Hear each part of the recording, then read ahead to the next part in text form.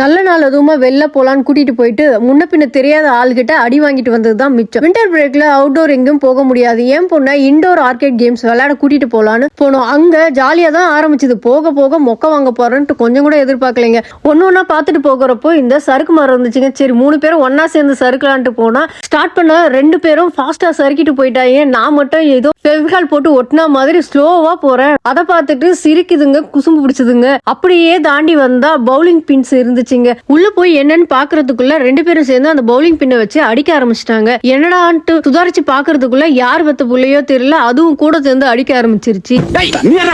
இதுக்கு மேல நம்மளால முடியாதுன்னு எப்படியோ அவங்க கிட்ட இருந்து எஸ்கேப் ஆகி வெளியில வந்து பார்த்தா அங்க இருந்த சின்ன சின்ன கேம்ஸ் எல்லாம் பார்த்துட்டு இருந்தங்க. நடுவுல ஒரு குரங்கு நின்ன இடத்துலயே குதிச்சுக்கிட்டு இருந்துச்சு. கேட்டா அதுக்கு பேரு ஒரு கேமா.